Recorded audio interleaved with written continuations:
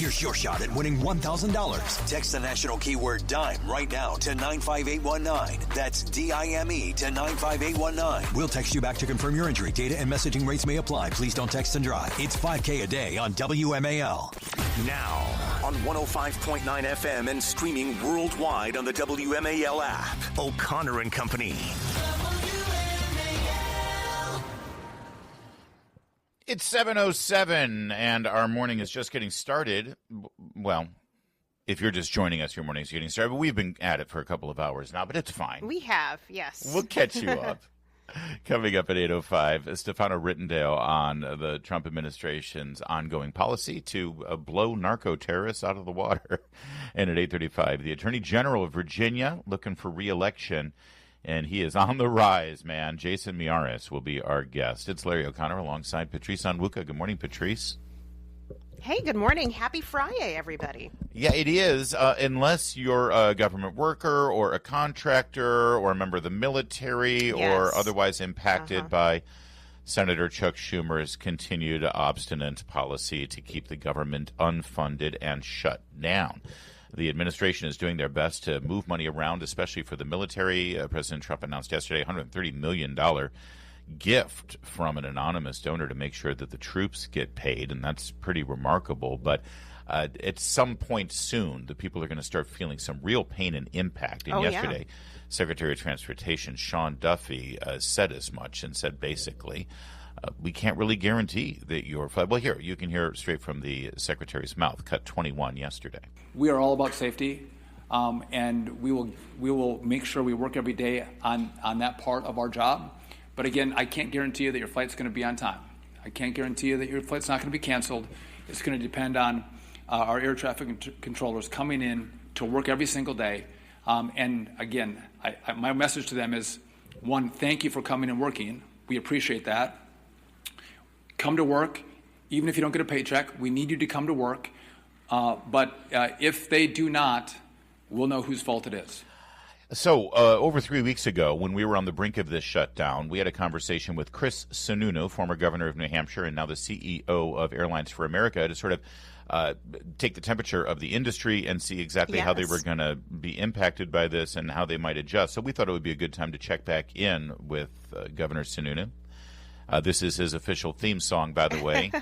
I picture Chris Sununu, walking through the airport with the stewardesses, sort of like Leo DiCaprio and Catch Me If You Can, When you're CEO of Airlines for America, that's built into the deal, isn't it? That was a contractual, I think it's paragraph 4 in the contract. We didn't specify the number of flight attendants that I'd be walking through with, but it does happen, and they live up to the obligation. So excellent. Yeah, it works wonderful. Well. It used to be state troopers. I used to have state troopers with guns, so I feel like it's an upgrade now. Walking through the airport. I love air travel, I really do, and yet I recognize the hundreds of thousands of people that are behind the scenes making it so you can have an enjoyable experience flying from point A to point B as efficiently as possible.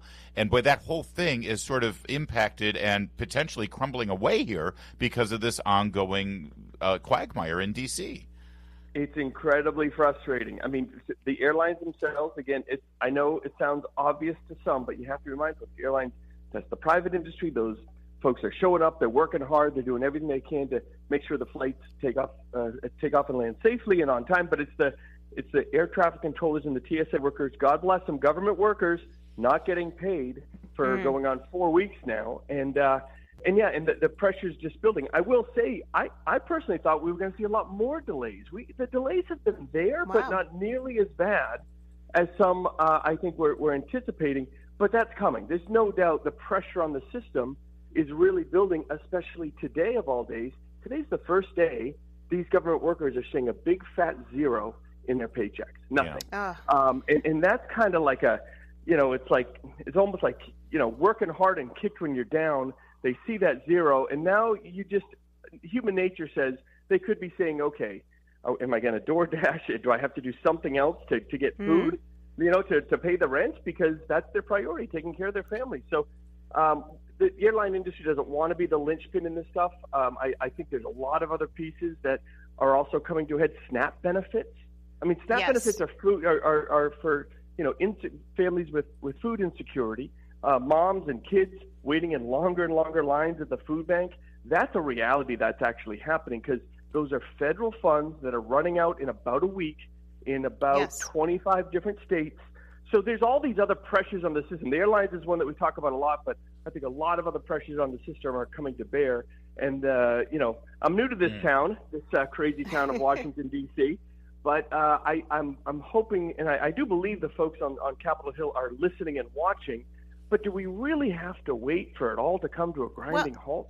I think you're right, sir. I think you're absolutely right. I think everyone is fed up at this point and want to see the government reopen. And you mentioned two things there. Number one, SNAP expiring next week, and also just the airline delays. We're going into the Thanksgiving season, and I mean I can imagine a lot of people are starting to think about, okay, well I have a flight in maybe 3 weeks from now, or we're about a month from Thanksgiving. That's a very busy holiday season. What are you expecting from air traffic if this shutdown has not come to an end by that point? If this hasn't come to an end by that point, holy cow. I think we have about 10 days here. People haven't started canceling flights. Everything's very safe, and like we said, the delays are there, but in about 10 days, you get to that first week of November, I think you're right. I think people say, you know what, we're not going to grandma's house this year, and they cancel a flight. Or, you know what, I haven't been paid in a month, and we're pulling back on whatever we were doing. And here's another one. Even Veterans Day has become a very popular long weekend travel vacation for folks. So even Veterans Day can be very popular. And I think by this time next week, people might be pulling back potentially on those trips. The good news is this. The system is incredibly safe. We slow down to ensure safety, right? We always say we give a little bit on with a delay to get a lot in safety. So the system's 100% safe. You don't have to worry. People don't have to worry about that aspect of it. That's why we slow things down. Yeah. But it's unnecessary, and you're going to get more and more cases of either call-outs or in the case of, Burbank, California, a couple weeks ago had nobody in one of the towers show up. Now, luckily, San Diego stepped up, and they were able to land those planes in Burbank safely. They just slowed things down, and they had to circle a little bit. And, they're being very creative how they handle these types of push, the type of pushback and cogs in the wheel, so to say, within the system. But it's a lot, and it's getting more and more, and all these other pressures are coming to bear.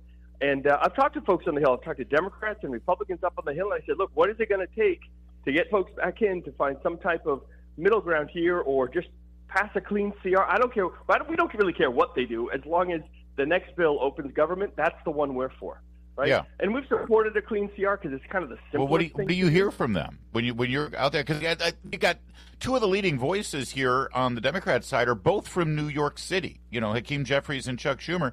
You have a problem with air travel in New York City. That place grinds to a halt, Chris Sununu. You know that. They know that. What do they say back to you? They're waiting for it to grind to a halt. They really are. They're waiting for something to happen to force them back in. Now, the more we talk about these bills, you've seen these bills come up, well, we'll pay the air traffic controllers here, we'll pay the military over there. Look, those are kind of Band-Aids, right? Because those aren't long-term fixes. So we're fine with that. That would be great if they did that, because folks deserve their money. But that is not a long-term fix, and that isn't going to get really where the country needs to be in terms of getting all of these other pieces funded. It's not just air traffic control. What about the inspectors that inspect all the new planes? There's a lot of government workers other than ATC and TSA that are needed to make the system go. We're speaking with Chris Sununu, CEO of Airlines for America. We got to take 60 seconds for traffic. We got some more questions for you, and we always. You want me to do the traffic? Could you? Do you mind? I don't even. It's like from my high school days. I remember there's a bunch of cars on the Beltway. Give yourself lots of time. You're going to be late. There you go. WMAL, making sense of the news. Live from the Home Paramount Pest Control Studios. Home Paramount, the leader in pest control since 1939. Your next $1,000 could be one text away. It's $5K a day on WMAL. We continue our conversation with former governor of New Hampshire, Chris Sununu. He's the CEO of Airlines for America. The impact of the shutdown on air traffic control, TSA, and other aspects of the airline industry that's really going to start feeling the crunch even more so than it has already. Chris Sununu, you're a New Hampshire guy. You're a conservative Republican. You come from the live free or die state. The instinct when I hear stuff like this, and my guess is inside in the back of your head, you're hearing this voice too. Maybe the solution here is to get the government out of the business of air control. You know, there are other countries who privatize a lot of this stuff, and it seems to work. Is that something that your industry would be open to so we don't keep having these issues? Also, by the way, I would think if you're not reliant on the government to update outdated computer systems and instead it's more of a privatized free market solution, we'll actually have better systems to work with. No doubt. Look, I've only been here a month, but I can tell you the industry still talks about that. They tried it ballpark 10 years ago. It didn't fly. It got killed in the House and the Senate, and I think they said, well, we got really close. It didn't work. Right now, it's all about investing the dollars to modernize this completely antiquated, broken system. But there's no doubt that would help. Other countries have done it. They've done it very successfully. Unfortunately, I mean, even the Canadians, Chris. You used to border with those guys. I mean, if they can do it. So the president actually said that. President Trump actually said, "Oh, have you seen the system in Canada? It's a great system. It's a terrific system. It's a wonderful system. We need a system like that." Now, look, the U.S. system has to be much more robust than the Canadian system. But he's right. They have a system that works far better than our system does fundamentally and technologically. Privatizing it would be a great opportunity and answer. Most of the industry wanted to see it happen, couldn't get it through Congress, so they've kind of let that one go and said, let's just get we've hit such a crunch on the bad technology, the floppy disks, the old-fashioned copper wire, the duct tape and string that is keeping this thing together. Finally, again, we talked about this last time. Secretary Duffy, the new FAA administrator, Brian Bedford, even the president himself, they're all behind putting money and dollars and getting somebody that actually knows how to fulfill a government project, which is a hard thing to do. To find people that don't just roll you for more money. That they don't want a boondoggle. They want this thing done. Yeah. 3 to 5 years, put new technology, and I think you're going to see some of these new pieces of technology hit the ground in just the next couple months. So that's the really good news here in the background. That's exciting. Now I'm thinking in the long term, the worker shortage that we're seeing among air traffic controllers is not unique. I mean, across all of our entire workforce, we're seeing so many shortages in key industries. What do you foresee happening over the next few years to start to address that? I mean, and how does AI even fit into this model? Are we going to see greater movement towards AI away from just traditional employees and workers? So, not just let's think of this globally, not just the airline industry. People ask me all the time, is AI and technology going to take people's jobs? It's going to shift people's jobs, sure. It's not going to take them. It's just going to say new skills are required here and there. You're still going to have people landing planes, and we're going to need all those air traffic controllers landing planes. But there'll be background technology looking at the weather in LA, a delay in Detroit, and a technology problem in Miami. All caused that one plane in Philadelphia to be a little bit late. But the AI will basically give the traffic controller the best scenario to make sure that those things don't impact each other, if you know what I mean. So it can look at so much data so fast in real time. It'll really make the system so much more efficient. So flights don't have an hour and a half, what they call blocking time. They can tighten up that blocking time. They can land more planes, take more planes off safely. Things will be more on time. The whole system just gets, as we say in New Hampshire, it'll get wicked awesome. It'll be wicked awesome. And we're only a few years away. And to have an administration that is investing in that is really exciting. We're speaking with Chris Sununu, former governor of New Hampshire, now CEO of Airlines for America. And if you missed it, just a few minutes ago, he usurped Jamie Whitten and did I'll be honest, a mediocre traffic report. But you did drop the beltway there. You were hearkening back, as you said, to your high school days. I guess when Dad was chief of staff at the White House, you guys all lived here in the DC I lived area. in Northern Virginia. I went to high school over on Braddock Road. I remember Braddock. I just don't remember the name. Route 66. I got Route 66 drilled into my head. But look, there's traffic everywhere. It's Washington, D.C., for God's sakes. Well, and it's possible that for the Sununus, life is going to get even busier next year because your brother has now announced he wants to come back to D.C. He's running for Senate again after almost 20 years. Did you advise him on this? Did you say, yeah, come on, it'll be fun. We'll be back in D.C. together? No. Well, one thing, I am looking for a new place to live, and I can tell you I'm going for the one-bedroom because I don't want that guy looking for bunking off me. I'm going for the one-bedroom apartment. That's fine. He'll just bring bunk beds, Chris. You know I know, that. Right? Come on. He'll still end up. We're so frugal in New Hampshire. He'll still end up on the couch. So he's going to do great. We've talked about it a little bit. Obviously, it's exciting. Look, we grew up in a family in New Hampshire. Everybody serves. Right? We have 400 members in our legislature. If you're not running for office, I guarantee you, your neighbor is. So it's just what we do, but it's not a career, right? You do your service, then you go back to the private sector. And he did. After being congressman and senator, he's been in the private sector for 20 years doing his thing. He wants to serve again, wants to come back, and God bless him. I think it's going to be great. Given the headlines right now, and since this is a Senate race in New England, I feel compelled to try to make some news here. Chris Sununu, since your brother John is now running for the Senate, do you have any direct knowledge of an unfortunate tattoo that he might have anywhere on his body? If there's anybody that doesn't have an unfortunate tattoo, it's my brother John. He's great. He's like one of the smartest people you can ever meet. But unless there was something crazy happened at MIT late one night back in 1985. those wild keggers at MIT. Absolutely. I just don't think it's there. I don't think it's there. But it would be a great story. So. Well, listen, I got to ask. I mean, what the hell's going on in Maine right now? There's something I guess weird. I have to ask. Oh, yeah, the Maine thing is crazy. I mean, that's crazy. But, look, New England is fairly blue on, fairly Democrat on the federal side of things. But at its heart, it's also fairly purple, right? Massachusetts has Republican governors. Absolutely. And, New Hampshire is the whole state's run by Republicans. The federal delegation right now is Democrat. Maine goes back and forth. So it's tingy blue. What is that? It's not royal blue. What's a light blue? Pale blue? Sure. Sky blue? What do we call it? Call Benjamin Moore. Find out what their latest. Chris Sununu, always a great conversation. And listen, one day we'll get together, we'll have a beer, and I'll tell you about Sean Spicer's unfortunate tattoos that sadly one night he exposed to me. It was a rough night, but I'll tell you all about it another time. Wow. Well, you've really opened up a can of worms because, Sean's wife works for me. She's my head of communications. So something tells me the lunchroom at Airlines for America is going to be all abuzz with tattoo talk today, thanks to you. All right, give me a full report later. Chris Sununu, thanks, brother. Thanks, sir. Thanks, buddy. Talk to you soon. 7:24. All right, first by sea, now by land. Those narco-terrorists have no place to hide from President Trump. We'll give you the lowdown on where he's turning next to root out drugs. Stay with us. It's O'Connor and Company at 7:30. WMAL FM, Woodbridge, Washington, a Cumulus media station. Making sense of the news. News Talk 105.9. News now. Now on 105.9 FM and streaming worldwide on the WMAL app. O'Connor and Company. 7:37 on O'Connor and Company. Thank you so much for tuning in here.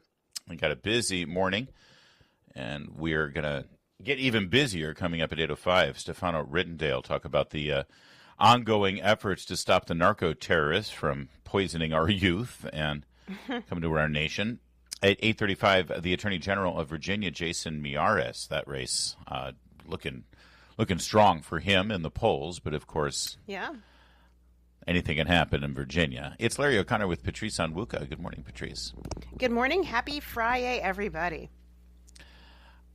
President Trump continues to authorize the Pentagon to strike these narco-terrorists who are coming up from Colombia and Venezuela.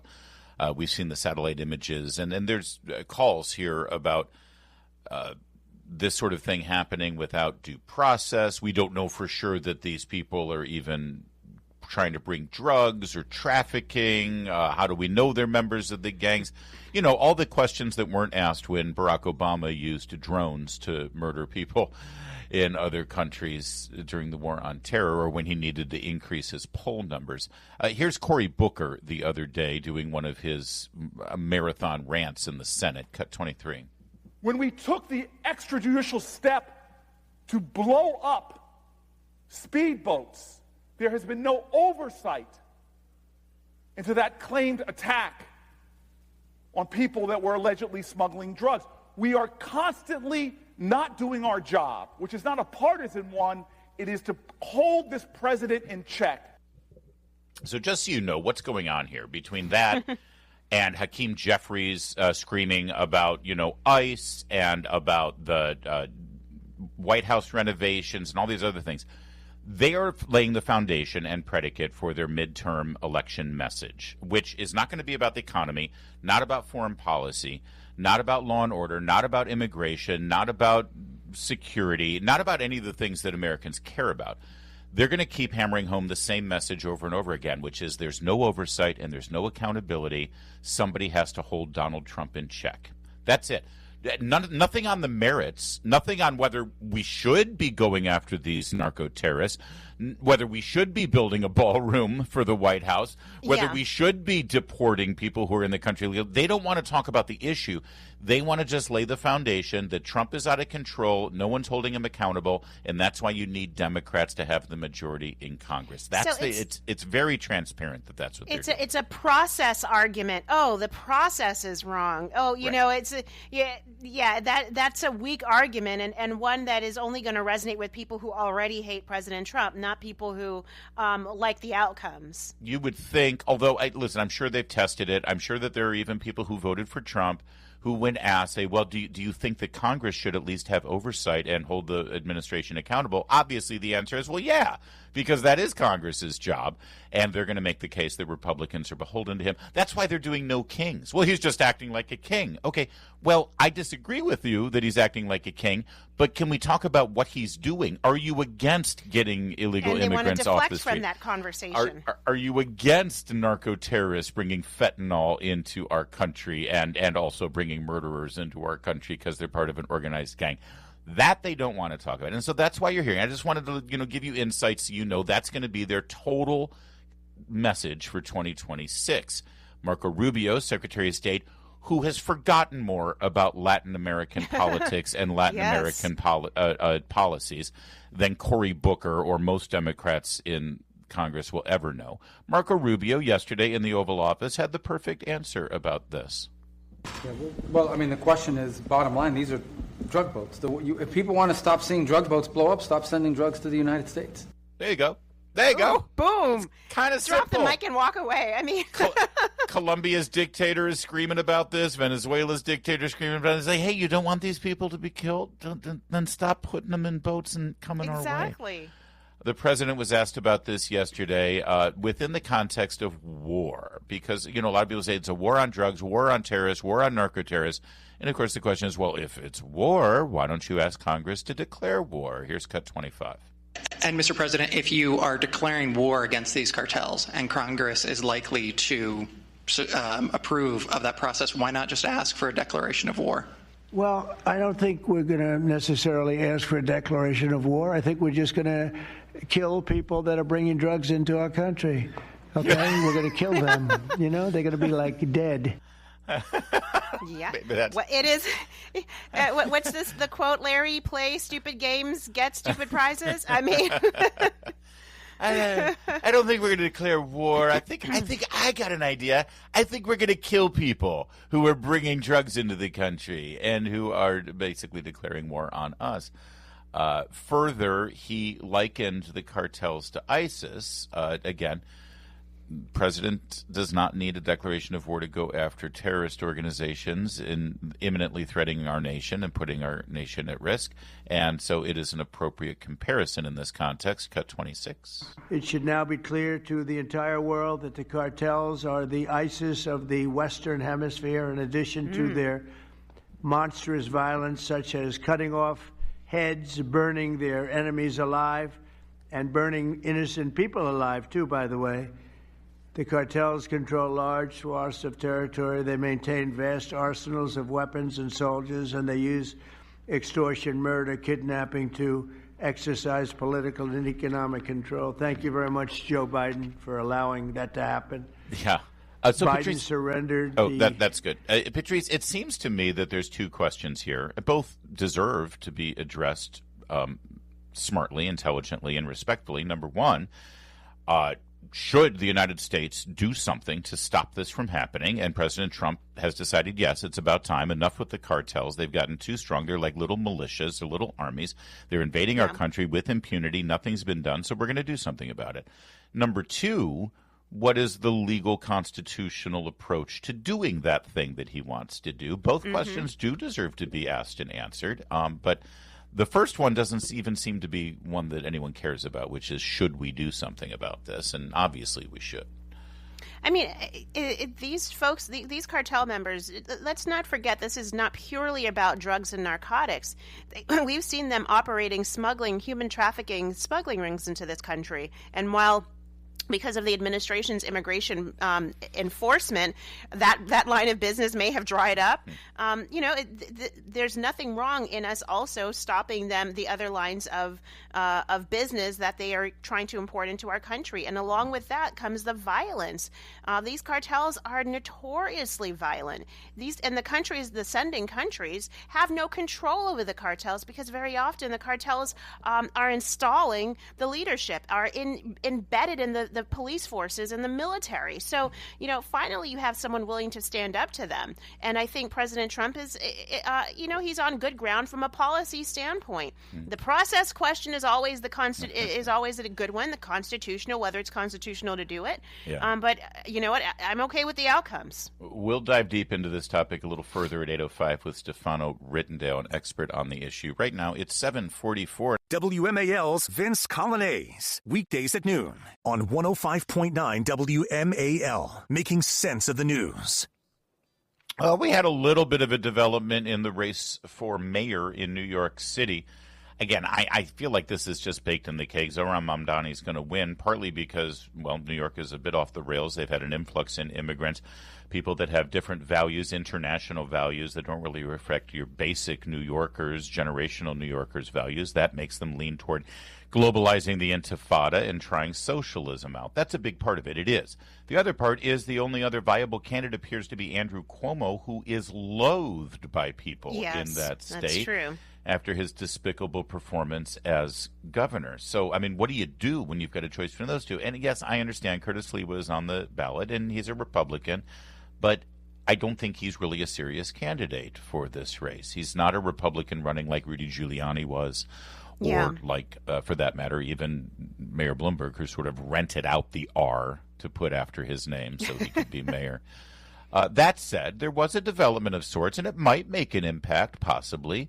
The current mayor of New York, who dropped out of the race recently after not winning the Democrat nomination for re-election and then trailing all the other candidates as an independent, Eric Adams endorsed Andrew Cuomo yesterday. Take a listen to why he did that. Eric Adams speaking now alongside independent mayoral candidate Andrew Cuomo. Watch. Immigrant families are under attack in the city. Working class people are under attack. African Americans and Hispanic families are under attack. Italian and Irish families are under attack. When you give the finger to a statue that's representative to the Italian community, you're saying you don't give a damn. When you tell Jewish residents that you need globalized intifada, you're saying you don't care. When you go after communities and state that you're going to raise their taxes because of their ethnicity, that's what black and brown communities are going through right now. Taxes are higher in their community because of what was done. We're not going backwards, folks. And so this was a grueling time. And yes, am I angry that I'm not the one taking down Zohran, the socialist and the communist? You're darn right I am. But you know what? The city means more to me than anything. And it is time for us as a family to come together. New York can't be Europe, folks. I don't know what is wrong with people. You see what's playing out in other countries because of Islamic extremism. Not Muslims. Let's not mix this up. But those Islamic extremisms that are burning churches in Nigeria, that are destroying communities in Germany, that have taken over the logical thinkings. And that's what I'm fighting for. Listen, this is a strong message, stronger, frankly, than I heard from Curtis Sliwa. And I got to think that as a former cop, he was finally pushed over the brink for this endorsement after seeing Zohran Mamdani smile and pose in a picture with an unindicted co-conspirator from the 1993 World Trade Center bombing. At a mosque in New York. So I don't know. Do you think this will make the difference? Eric Adams is black. I'm told that he might bring some of the black vote back over to Andrew Cuomo. Who knows? I'd like to believe so, but I don't. I think the people who are going to vote he was polling 15% before he dropped out. So less than that even. even if less. So it's not going to make a huge difference. But I hope that the message would go to Mr. Sliwa to say, you know what, I like Mayor Adams. The city means more to me than anything else, and step aside and encourage your voters, your supporters, to stop the socialists. I'm usually for the positive vision, but in this case, the negative vision is really scary. And so I hear you. I hope Curtis Sliwa gets the message, but his ego is too huge. Well, so is Andrew Cuomo's, by the way. Andrew Cuomo, because that's the thing. Yeah. It's like, you're right. But at the end of the day, you still end up with Andrew Cuomo, and I don't see how that's wonderful either. It's a nightmare. The Democrats have created a nightmare in New York City. Either way, it's 7:54.